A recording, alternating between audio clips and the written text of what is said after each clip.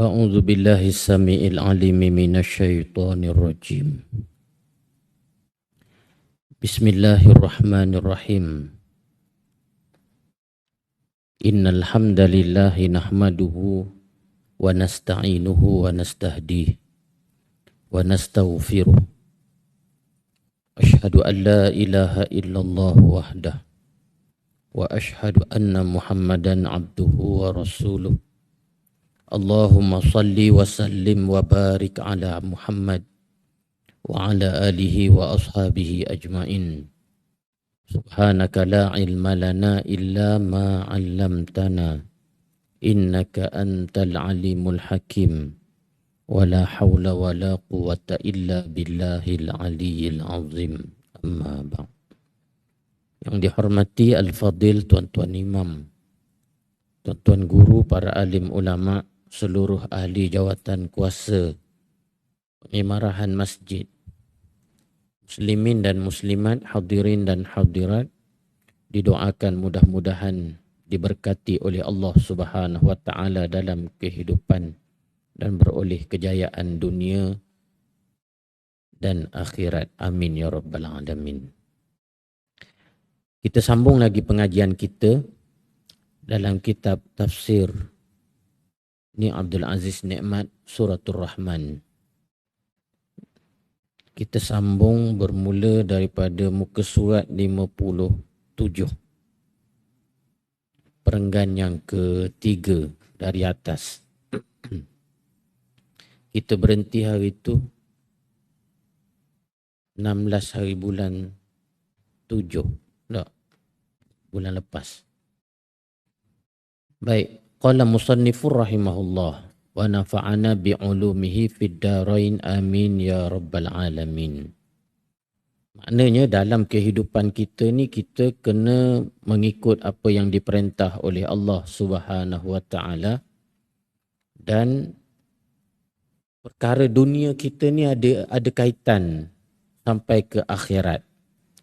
Perkara dunia ni kita lalui, adapun perkara yang disebut berkaitan dengan akhirat itu telah disebut dan juga diceritakan oleh Allah Ta'ala dalam Al-Quran dan dijelaskan juga oleh Nabi kita Nabi Muhammad sallallahu alaihi wasallam. Jadi malam ni kita sambung lagi apa yang disebut oleh almarhum Tok Guru berkaitan dengan kalimah ala. Qala musannifur rahimahullah wa nafa'ana bi'ulumihi fid darain. Kalimah ala ialah kalimah yang berbentuk jamak. Fa bi ayyi ala'i rabbikuma tukazziban.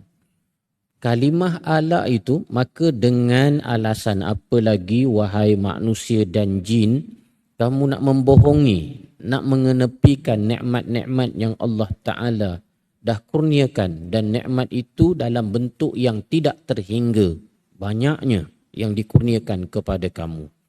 Jadi kalimah ala ini dia datang dalam bentuk jamak.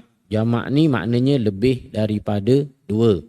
Satu dipanggil mufrad, kalau dua dipanggil musanna. Kalau lebih pada dua, jamak lah, lebih daripada dua. Yang membawa maksud nikmat-nikmat. Contohnya nikmat mata. Bagaimana nak membolehkan mata dapat melihat.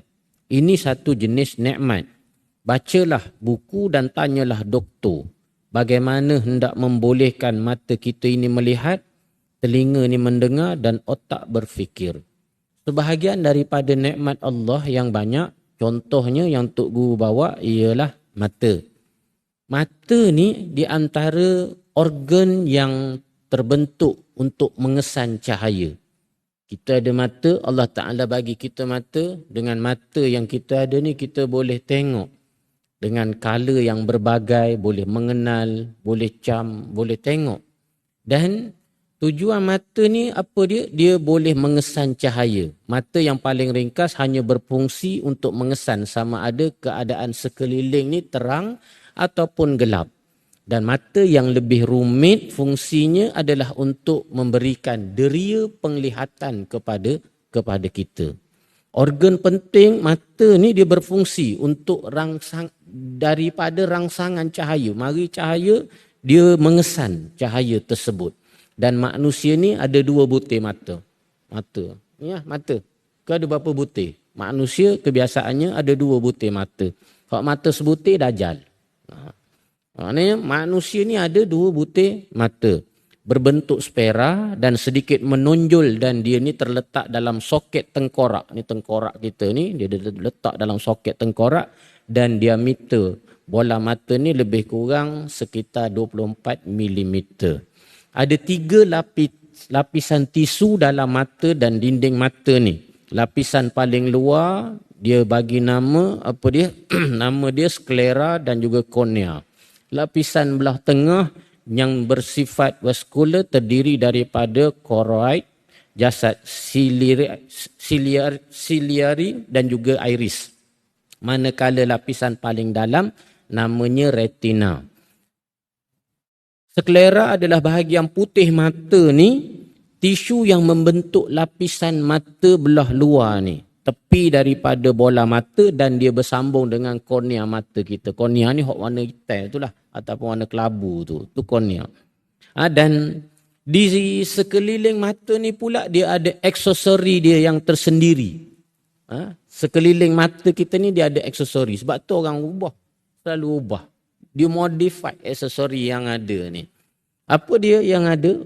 Dengan mata kita ni antaranya kening. Kening ni dia boleh membantu untuk menjaga mata daripada dimasuki air, terutamanya air hujan.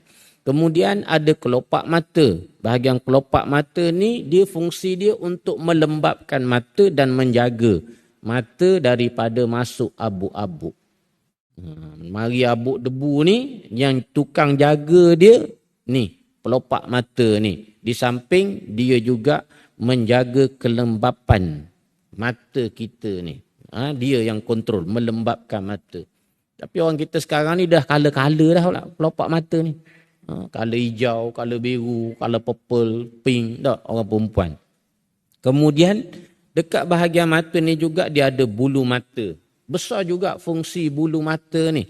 Bulu mata ni tujuannya untuk jaga mata supaya tidak dimasuki oleh habuk juga ataupun debu-debu. Orang sekarang pelik pula buat bulu mata tiruan. Ambil lekat pula lentik kalau kita tengok kan. Jadi ini aksesori yang ada pada mata kita. Dalam masa yang sama Allah Subhanahu Wa Taala kurniakan kepada kita dan besar fungsi mata itu dan dia merupakan satu nikmat. Walaupun ada orang yang Allah Ta'ala uji juga dengan dibutakan matanya. Antaranya riwayat ada sebut Imam Tirmizi. Imam Tirmizi ni buta di hujung usia dia. Imam Tirmizi ada riwayat yang kata di hujung usianya matanya tak dapat melihat. Ada juga orang-orang lain. Kasim Selamat. Tu ceritalah Kasim Selamat cocok mata tu kan. Nangis lama. Buta mata. Betul ke tidak? Allah Alam cerita je lah cerita tuan-tuan. Lepas tu dah elok diubati oleh Dr. Ismadi, cocok pula mata. Baik, selain daripada mata ada juga nikmat telinga. Telinga ni salah satu daripada panca indera yang sangat penting juga kepada setiap kita. Dan pendengaran ni penting dalam proses untuk kita berkomunikasi. Saya bercakap, tuan-tuan mendengar. Ini proses komunikasi lah. Tuan-tuan bercakap, isteri dengar. Isteri tegur ataupun belebel, tuan-tuan dengar. Dia proses komunikasi. Untuk menghasilkan komunikasi yang berkesan, pendengaran ni adalah normal dan adalah satu syarat yang sangat penting.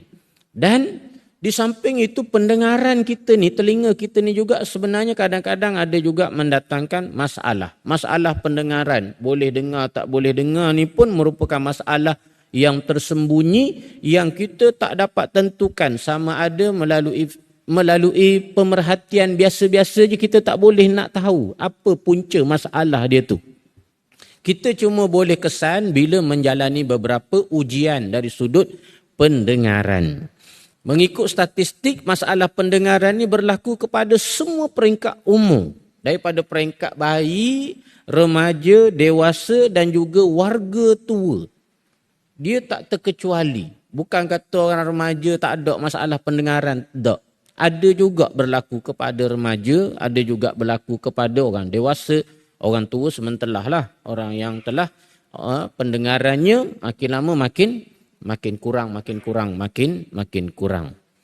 Bayi pun sama, kadang-kadang dia pendengaran itu agak sensitif. Kadang-kadang ada yang agak sensitif, kadang-kadang memang dia tak dengar. Kita buat ni kat tepi telinga dia tak dengar, dia tak berpaling. Ada juga kes-kes yang seumpama itu dihadapi oleh bayi-bayi.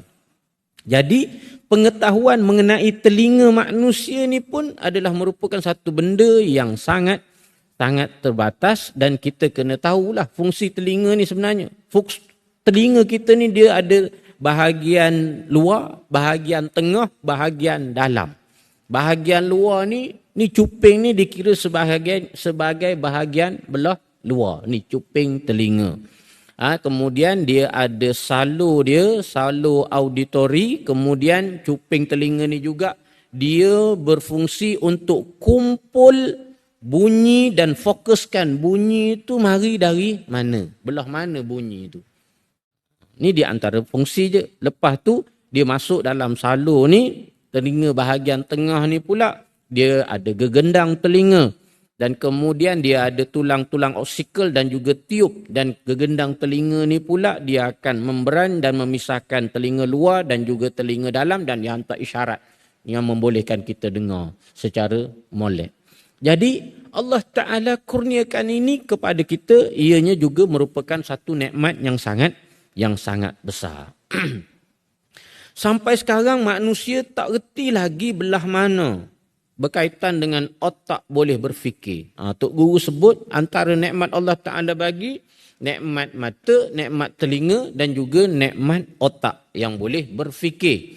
Dan sampai sekarang manusia tak reti lagi lagu mana ataupun macam mana otak ni boleh berfikir dan ingat perkara-perkara yang lama. Benda lama dah berlaku tapi kita masih boleh ingat lagi. Kalau terlupa, memang kita akan lupa mengenainya. Ada juga benda yang baru berlaku tapi kita tak ingat langsung. Ada benda yang lama dah berlaku tapi kita boleh ingat. Dia tertanam dalam memori kita. Tak tahulah apa, tak tahu sebab apa. Perkara yang semalam pun kadang-kadang kita boleh lupa juga. Usah kata hak minggu lepas, bulan lepas. Hak semalam pun tak ingat dah kadang-kadang. Semalam, mari tak semayang. Ataupun usah kata semalam lah, tadi. Maghrib tadi, imam baca surah apa? Tak ingat dah. Padahal baru lagi. Tak. Kadang-kadang ada benda yang lama dah berlaku, kita masih boleh ingat. Kadang-kadang ada baru berlaku, kita tak ingat. Jadi kita tak tahu apa sebab. Dan kadang-kadang ada peristiwa yang berlaku sejak kita kecil, kita akan ingat sampai sekarang. Dulu masa kecil-kecil, kita ingat. Ayah kita pukul kita banyak kali. Tapi dalam banyak-banyak kali ayah kita pukul kita ni, ada satu kes yang kita ingat sampai sekarang. Kes apa kesalahan yang kita buat. Lepas tu apa yang ayah kita buat. Banyak kali ayah marah kita. Tapi dalam banyak-banyak tu ada satu kes yang kita ingat sampai sekarang. Ada yang kadang-kadang bini kita marah ataupun bini kita cakap 3 hari lepas tak ingat dah. Benda dia ulang-ulang sama dah tapi dia sebut tak ingat dah. Apa dia? Tak ingat. Memang tak ingat. Ada hak lama kita boleh ingat, kekal dalam memori ingatan kita. Ada yang baru berlaku, kadang-kadang kita dah tak ingat. Macam mana otak ni boleh lupa dan boleh ingat? Macam mana kita boleh cam suara? Kita dengar ini suara 20 tahun dulu. 20 tahun dulu aku pernah cam suara ni. Aku pernah dengar suara Mamat ni. Aku pernah dengar suara Timah ni. Lagu mana otak manusia boleh pungut dan susun serta membuang maklumat-maklumat yang begitu tepat. Sampai sekarang manusia tak boleh mengerti mengenainya. Inilah yang dikatakan sebagai akal. Kita dengar orang bercakap. Usah kata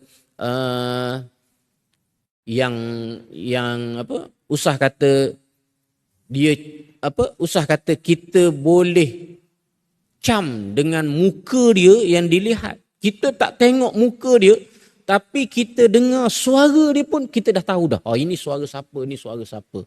Dengar, oh ini suara Perdana Menteri, ini suara timbalan Perdana Menteri. Oh dengar ni, oh ini suara Menteri Besar Kedah. Oh ini dengar suara Menteri Besar Kelantan. Ini suara Sami Welu punya suara. Oh ini bos kita punya suara. Kita tak tengok pun depan mata kita, tapi kita dengar suara tu, kita boleh reti bahawa ini dia punya suara. Ini bos punya suara, ini bini kita punya suara, ini anak kita yang bongsu punya suara, ini style percakapan anak kita yang sulung. Jadi itu tu diproses melalui akal ataupun otak. Dan inilah yang disebut sebagai akal. Manusia memiliki akal. Nah, otak ni dia benda yang sangat rumit lah.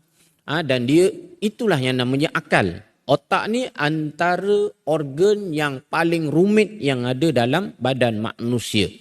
Dia mengandungi kepintaran dan juga ilmu pengetahuan. Sebut berkaitan dengan otak ni, dia adalah kepintaran dan juga ilmu pengetahuan membantu kita untuk mempunyai perasaan, mengawal pergerakan, mengawal perilaku. Dan otak ni masih misteri sampai sekarang sebab tak ada seorang boleh tahu dengan jelas mengenai otak dan bagaimana otak berfungsi. Tapi dia adalah bahagian-bahagian dalam otak ni. Kalau doktor mengaji berkaitan dengan kedoktoran dan sebagainya, adalah bahagian-bahagian otak dan juga fungsi-fungsi otak.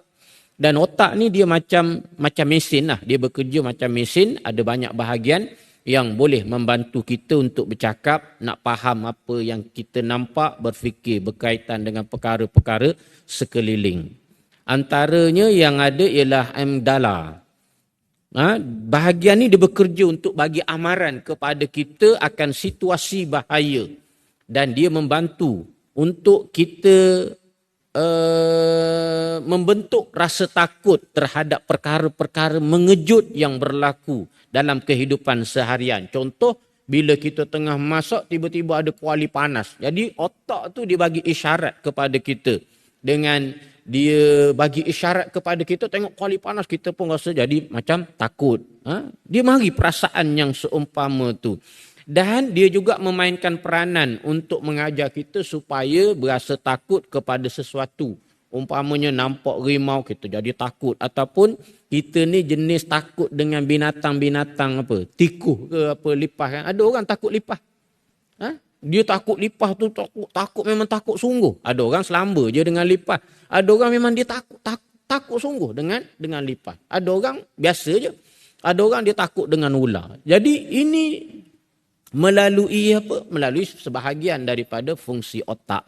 Kemudian ada juga dia namakan prefrontal cortex. Yang ni PFC ni dia membantu kita untuk buat keputusan, untuk kita merancang, bina idea, kawal masalah, kendalikan sesuatu dan sebagainya. Dan ada beberapa kes bila kita berada dalam keadaan tertekan, bahagian inilah yang memboleh kita untuk mengawalnya. Dan bahagian daripada konteks ini, dia juga mengawal penggunaan memori masa pendek dan bawa semua memori dalam masa yang lalu, masa yang panjang. Dan ada juga yang namanya ACC. Dan fungsi-fungsinya ialah mengawal dan juga mengatur tindak balas kita dalam emosi kita. Tertumpuk, contohnya kita nak berhadapan dengan ujian dan juga peperiksaan. Maknanya inilah yang kawal kita.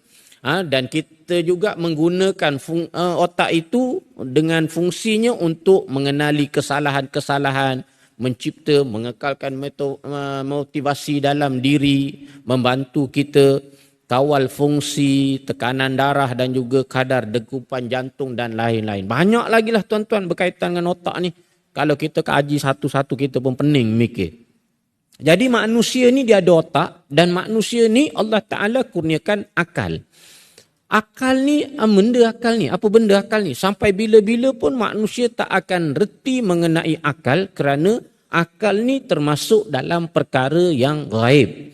Allah Ta'ala sendiri yang bagi tahu bahawa kita ini ada akal. Aqala yaqilu aqlan. Maknanya ikat. Akal ni asalnya aqala. Aqala ni maksudnya ikat. Ikat. Maknanya Allah Ta'ala bagi manusia ni akal supaya Allah dapat ikat manusia. Allah bagi kita otak dan bagi manusia ni akal supaya Allah boleh ikat manusia. Kalau lembu diikat dengan tali, adapun manusia, Allah Ta'ala ikat manusia ini dengan akal fikiran dia. Supaya kita ni sentiasa terikat dengan Allah Ta'ala dan menjadi hamba yang taat pada Allah. Kemudian Allah Ta'ala sebut wal arda wada'aha lil anam. Bumi ini sengaja Allah buat dan tujuannya besar. Dan tujuan besar bumi Allah Ta'ala buat ini adalah lil anam, untuk makhluk-makhluknya. Dulu Nabi Adam dihalau keluar dari syurga. Kalau tidak ada bumi, dia nak duduk mana? Adakah terapung-apung? Mana boleh. Manusia mana boleh hidup terapung-apung. Maka sengaja bumi ini Allah Ta'ala buat. Dan mengikut ahli-ahli kaji bumi, nak membolehkan bumi ini keras seperti sekarang, dia memakan masa beratus juta tahun. Kejadian bumi bermula dengan air, kemudian menjadi buih yang akhirnya berkerak dan mengeras. Banyaklah ni kajian yang dibuat berkaitan dengan akhirnya terbentuk bumi ini. Dalam masa yang lama bumi ini menyejuk, dia menyebabkan pembentukan kerak yang padat dan membenarkan air cair wujud di permukaan. Kerak bumi ini dia sentiasa berubah sejak pembentukannya. Banyaklah kalau kita tengok berkaitan dengan kejadian bumi ini. Saintis ataupun ahli sains buat kajian dan sebagainya. Selama beratus juta tahun barulah ia menjadi bumi untuk diduduki oleh manusia. Termasuklah Nabi Adam AS sampailah kita pada hari ini. Allah Ta'ala ciptakan bumi untuk makhluk. Kemudian di bumi ini Allah Ta'ala sebut fiha fakihah. Bagi membolehkan manusia hidup di bumi ini, maka Allah siapkan buah. Kalimah fakihah tu maksudnya buah. Kalau kita bercakap-cakap dan berseronok-seronok, kita sebut sebagai tafakkuh. Tafakkuh ni apa dia? Berseronok-seronok ataupun bercakap-cakap. Buah, berseronok-seronok.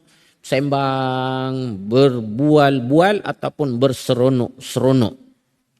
Perbuatan makan buah juga bertujuan untuk berseronok-seronok. Kita makan buah ni kerana nak berseronok. Untuk keperluan kehidupan manusia tak cukup dengan buah, tetapi disediakan juga makanan asasi yang terdiri daripada nasi, gandum, jagung, pisang dan sebagainya.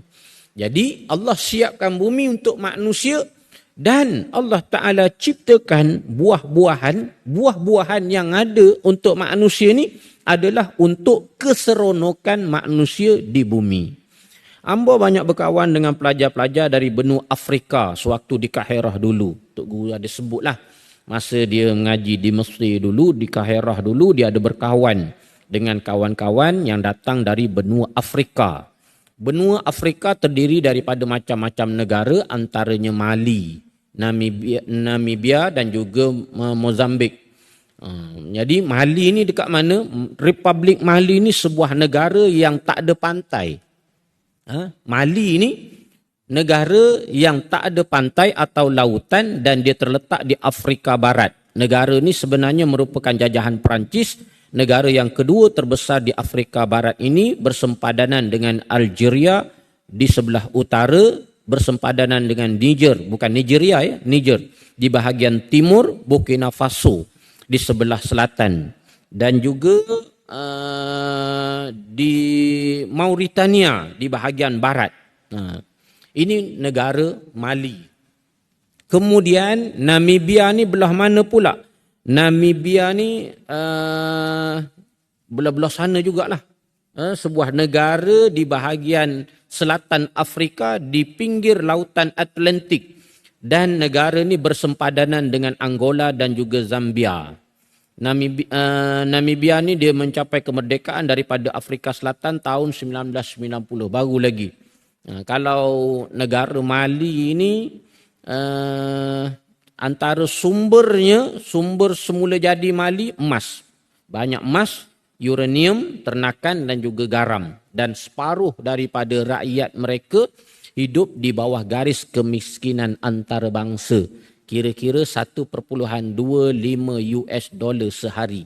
Itu kehidupan mereka. Maknanya separuh daripada kehidupan dia adalah rakyat yang miskin. Bawah miskin antarabangsa. Mali, Namibia dan juga Mozambik. Mozambik ni ialah pernah dijajah oleh Portugal. Dijajah oleh Portugal dan satu-satunya negara yang bukan di bawah jajahan Britain tetapi menyertai pertubuhan Commonwealth pada tahun 1995. Dan Mozambik ni dia telah dibuka oleh pelayar ataupun oleh pedagang Arab yang mula-mula menemui kepulauan ini yang namanya ialah Musa ibn Malik ataupun Musa bin Bik. Ada yang sebut Musa ibn Malik bin Bik. Jadi nama dia pun Mozambik. Daripada nama itulah pelayar dan juga pedagang Arab ni, Musa bin Bik ni. Jadi Tok Guru kata dia berkawan dengan macam-macam kawan yang datang daripada belah-belah Afrika sana tu. Dan hamba tanya mereka, demo makan gapo? Tubuh demo besar-besar, tinggi-tinggi. Mu ni tubuh besar-besar, tinggi-tinggi makan gapo? Mereka berkata, aku makan pisang putih. Pisang putih ni pisang apa? Pisang muda. Dia makan buah pisang yang muda. Sebelum pisang putih tu mekar, mereka akan merebusnya. Direbus pada waktu pagi, kemudian dimakan sebagai ganti kepada nasi dan makanan asasi yang lain. Menjadikan tubuh mereka besar-besar dan tinggi-tinggi. Tak tahulah boleh jadi ke tak. Cetrailah orang Melayu. Ambil pisang putih, rebus, lepas tu makan. Bagi anak makan. Kok jadi besar kot? Tak tahulah. Wallahualam. Walaupun begitu hati mereka baik. Rupa paras sahaja kelihatan hitam tapi hati mereka ikhlas. Kesan daripada didikan Islam dan ahli-ahli tasawuf menyebabkan orang Afrika ni walaupun tubuh mereka gelap tapi hati mereka molek, hati elok. Tubuh je, badan je, kulit je warna gelap, hitam sikit tapi hati putih ataupun hati baik. Jadi apa yang hendak diberitahu adalah Allah Subhanahu Wa Taala bukan sekadar buat biji nasi dan juga biji beras untuk manusia, tetapi ada juga fakihah, iaitu buah-buahan yang manusia makan untuk berseronok-seronok. Kalau kita tak makan buah durian tak apalah, tapi yang makan buah durian mereka rasa seronok. Tuan-tuan hak jenis memang hantu durian, memanglah rasa seronok. Ada juga tuan-tuan yang jenis tak makan durian. Jenis tak makan durian tak apalah, tak payah ambil kira lah. Tapi cuba orang yang jenis hantu durian, memang jumpa durian ni Allah, satu nikmat pada dia. Dia jumpa durian, makan durian tu, jadi keseronokan kepada dia. Kalaupun tidak ada buah stor ni buah manggis. Kalaupun tidak ada buah manggis, tak apa. Manusia tak mati pun kalau tak ada buah manggis. Tapi kalau ada buah manggis, menyebabkan kita berasa seronok. Orang yang suka manggis, suka buah-buah lain-lain lah yang Allah Ta'ala jadikan dan ciptakan. Ada buah nama sawonilo. Sawonilo ni ciku lah. Buah setor, buah manggis, moktel, rambutan dan macam-macam lagi. Pesing buah sekarang ni. Maknanya macam-macam lah. Buah naga. Dulu-dulu masa kecil dulu tak jumpa buah naga. Sekarang ni keluar buah naga. Lepas tu buah apa lagi? Dulu-dulu habis-habis pun buah berangan tu je lah kan. Sekarang payah pula nak cari buah berangan. Dulu-dulu cari bukit. Oh sedap makan buah berangan. Usah kata buah berangan. Butir nangka dengan butir cempedak tu pun rebuh. Oh sedap super makan buah berangan. Sekarang ni budak mana makan dah. Tak makan dah benda-benda macam tu. Jadi buah-buah ini Allah Ta'ala buat dan Allah Ta'ala jadikan semua ni adalah sebagai fakihah. Iaitulah untuk keseronokan. Bukan sahaja untuk hidup tetapi juga untuk memberikan rasa keseronokan. Sampai begitu sekali nikmat yang Allah Ta'ala cedek. Allah Ta'ala sediakan kepada kamu wahai manusia. Ibarat kalau kita ajak orang makan nasi di rumah kita lah. Marilah makan nasi rumah kawan. Maknanya ibaratnya macam kita ajak orang makan nasi di rumah kita. Marilah makan nasi rumah kawan. Sepatutnya kita angkat nasi sepinggan cukuplah. Tapi siap ada ikan, ada sayur, ada acar, ada sambal lada untuk pedah. Semua benda-benda ni sebagai fakihah. Untuk kita rasa mendapat keseronokan, untuk berseronok-seronok. Sampai begitu sekali wahai manusia. Allah siapkan untuk kamu bukan sekadar bahan makanan asasi, tetapi juga memberikan rasa keseronokan. Wan nakhlu zatul akmam. Dalam banyak-banyak buah-buahan yang Allah siapkan, ada buah nakhlun. Nakhlun ini maksudnya kita panggil sebagai buah tamar ataupun buah kurma. Memang sengaja Allah Ta'ala sebut berkenaan buah kurma ini dalam Quran. Hamba pernah dengar seorang doktor menyebut bahawa askar payung terjun Amerika meletakkan dalam jaket yang dipakainya bekalan buah tamar. Padai untuk menempuh seminggu.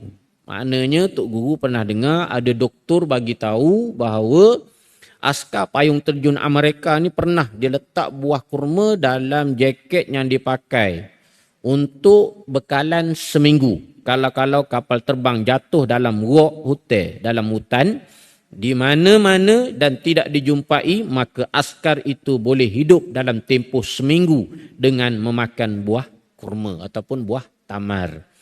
Kerana buah tamar ini ada air, gula dan pelbagai zat yang membolehkan manusia hidup segar-bugar. Sampai sekarang buah tamar ini masih disukai oleh orang ramai. Buah kurma ni memang dia tinggi dengan karbohidrat, vitamin B3 dan juga vitamin C. Dan buah kurma ni juga dia tinggi dengan mineral, kalium, magnesium, fosforus dan juga kalsium. Dan kurma ni juga adalah makanan yang boleh memberikan kita tenaga. Sebab tu bila kita puasa, kita berlapar, kita tak minum air, bila buka puasa, sangat digalakkan dan sunat mulakan dengan buah kurma. Ikut sunnah Nabi SAW. Kita tak makan, tak minum dan tempoh yang lama dan juga panjang, kita pun lemah ataupun letih. Bila dapat makan kurma, kena 3 butir kurma tu, dah lebih kurang tenaga yang dihasilkan macam kita makan sepinggan nasi. Buka puasa dengan kurma. Jadi kurma ni Allah Ta'ala sebut dalam Quran. Fiha fakihah. Di atas muka bumi ni ada fakihah, buah-buahan untuk berseronok-berseronok, untuk berseronok-seronok. Dan di sana wannakh, dan ada buah kurma zatul akmam. Allah Ta'ala sebut bahawa buah kurma ni Allah yang buat. Dan nak suruh bunyinya lagi comel, Allah Ta'ala sebut dengan zatul akmam. Aku bungkus buah kurma itu, buah tamar itu, dan dia tidak jolok, dia tidak terjulur keluar. Tak, tapi Allah Ta'ala bungkus buah kurma itu dengan kulit. Kulit itu kita panggilnya sebagai seludang. Seludang lah, mayang. Macam nyo ataupun macam kelapa. Nak membolehkan mayang kelapa itu keluar, dia mesti keluar menerusi seludang yang membalutnya. Kan buah kelapa, sebelum dia keluar kelapa tu, daripada bunga dia tu sebelum keluar tu, dia ada seludang yang membalut isinya. Cara Allah sayang kepada kamu wahai manusia, Allah bungkuskan buah kurma terlebih dahulu. Sebagaimana doktor mengajar kita supaya tidak membeli barang yang terdedah, sebaliknya beli yang berbungkus. Dunia sekarang sudah ada mesin pembungkusan. Ini adalah satu jenis kerja. Maka Tuhan kata kerja membungkus ni sudah lama Allah Ta'ala buat. Buah kurma yang aku nak bawa tubik, aku nak keluarkan ini untuk kamu itu adalah dalam bungkusan. Pembungkusnya itu kita panggil sebagai seludang yang dalamnya ada mayang. Ini semua sebagai tanda sayang Allah kepada kamu wahai manusia. Tapi kenapa? Kerana apa? Ada di kalangan manusia yang tidak taat kepada aku. Maknanya kenapa ada manusia yang tidak taat kepada Allah Subhanahu wa ta'ala. Itu satu perkara. Allah Ta'ala jadikan bumi. Di bumi ini ada buah-buahan untuk manusia berseronok. Dan di samping itu antara buah-buahan yang ada adalah kurma yang dibalut dengan seludang. Habis itu satu perkara. Kemudian wal habbu zul asfi war raihan. Selain buah-buahan dan buah tamar yang menjadi makanan orang Arab dan orang padang pasir, Allah Ta'ala juga siapkan dengan al-hab. Hab ialah biji-bijian. Ada buah sebesar buah tamar dan ada juga jenis biji-bijian yang orang kita di sini panggilnya sebagai jagung ataupun kacang putih. Saya berpengalaman duduk di India selama 5 tahun. Ketika duduk di sana saya makan kacang waktu pagi, petang, siang dan makan hingga bekok perut. Maknanya Tok Guru cerita juga dia pernah duduk di India. Memang pengajian almarhum Tok Guru awalnya ialah di India. Duduk berapa lama di India? 5 tahun. Dekat India ni banyak kacang gamuknya ya. Yalah, kacang dal, kacang apa-apa. Mari sana tu. Kan? Kacang dal, kacang tu, kacang jenis-jenis makan-makan kacang apa semua tu. Mari daripada sana. Jadi Tok Guru kata waktu dekat sana tu dia makan kacang pagi, petang, siang, malam sampai bekok perut. Maknanya sampai kembung perut. Allah Ta'ala kata biji-bijian ni sengaja Allah buat dan biji-bijian ni pula zul asf, iaitulah mempunyai bunga. Bunga ini Allah yang buat. Bunga ini pula ada yang berbau, yang berwarna-warni. Kalau kita perhatikan raja perempuan kita, sekali setahun baginda akan membuat taman orkid yang dikenali sebagai Taman Orkid Tengku Anis yang siap dengan bermacam-macam jenis bunga. Jadi Tok Guru sampaikan kuliah ni bila? Tahun 2008. Waktu tu Tengku Anis masih lagi sebagai permaisuri Sultan Kelantan. Tengku Anis ni merujuk kepada Tengku Anis binti almarhum Tengku Abdul Hamid yang menjadi permaisuri kepada Sultan Kelantan yang ke-28. Masuk waktu. Kita berhenti sekejap.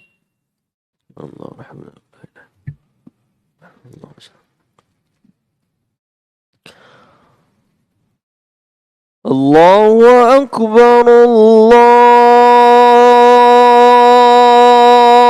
Allahu Akbar.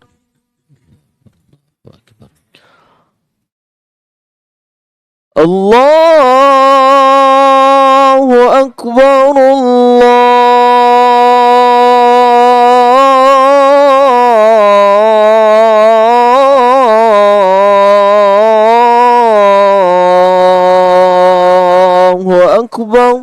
Allahu Akbar. Asyhadu an la ilaha illallah.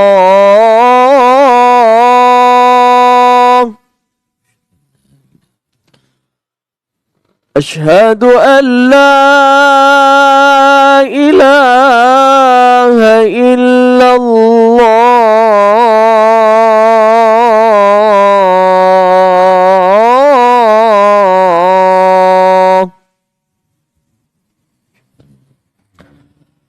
أشهد أن محمدا رسول الله.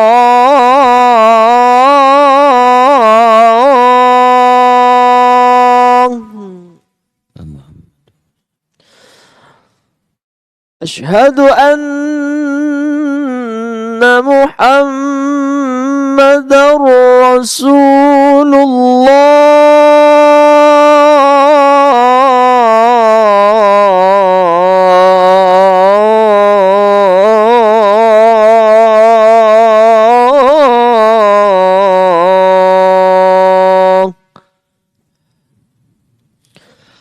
حي على الصلاة.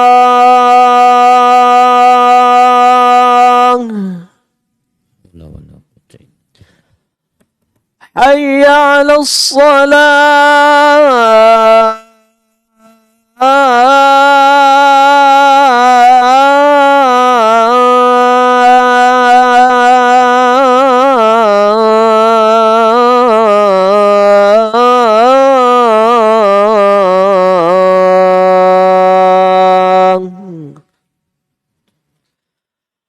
حي على الفلاح.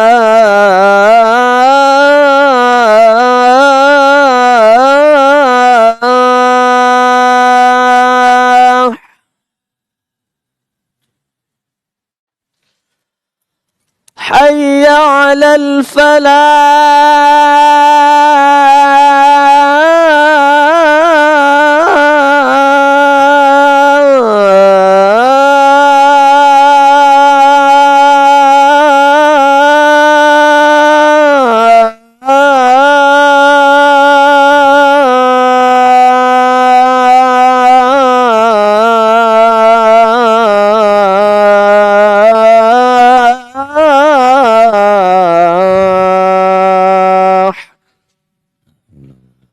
الله أكبر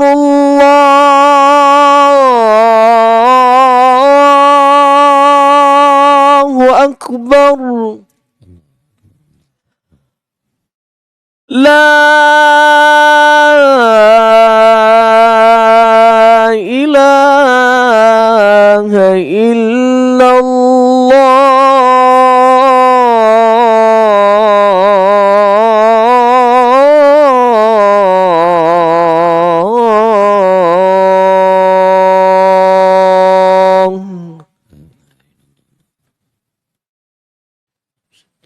شرف درجة العالية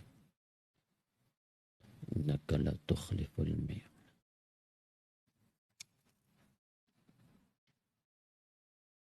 Baik, tuan-tuan muslimin dan muslimat sekalian. Jadi Tok Guru ada sebut berkaitan dengan Taman Orkid Tengku Anis yang merupakan bonda kepada Sultan Muhammad kelima sekarang. Tengku Anis ni bonda kepada Sultan sekarang lah, Sultan Kelantan sekarang, Sultan Muhammad kelima.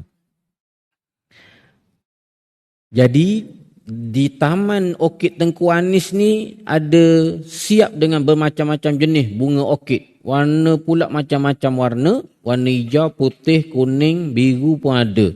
Kita hanya kenal bunga itu sebagai bunga sahaja. Tapi di sebalik bunga itu ada yang bergetah, berbau dan macam-macam sifat lagi lah. Jadi Tok Guru ada sebutlah berkaitan dengan Taman Orkid Tengku Anis yang diadakan setahun sekali di Kelantan ketika itu. Dan waktu kuliah ni disampaikan pun Tok Guru ketika itu sebagai menteri besar lah, dan memang terlibat secara langsung dalam program tu. Semua ni adalah untuk kamu wahai manusia. Kalaupun Allah tidak buat bunga, manusia memang tetap boleh hidup. Tapi disebabkan Allah sayang kepada kamu, maka Allah buatkan bunga. Dan bunga itu Zul Asfi war Raihan. Pokok-pokok yang ada bunga dan juga raihan, ada bau. Apa nama hijau Allah Ta'ala buat ciptaan bau? Kenapa ataupun apa tujuan Allah Ta'ala cipta bau ni? Allah Ta'ala, oleh kerana Allah Ta'ala juga yang membuat hidung, dan dengan hidung kita ini ada satu titik yang disebut sebagai nutu'a. Ia berfungsi untuk menghidu sebarang bau. Sebab apa Allah Ta'ala buat sesuatu yang ada bau? Sebab Allah Ta'ala cipta hidung untuk kita. Hidung ni dia ada satu titik yang namanya nutu'a. Nutu'a ni fungsi untuk menghidu sebarang bau. Contohnya bila kita cium, mari bau busuk. Nak tahu benda ni busuk atau tak, kita letakkan pada hidung kita. Maka kita akan tahu, oh ini bau busuk, ini bau sedap, bau wangi dan lain-lain. Yang cipta hidung ni siapa? Allah. Tengok macam biasa je, tapi dia boleh cium bau tu. Dan bau tu dia boleh beza-bezakan pula. Ada hubungannya dengan otak.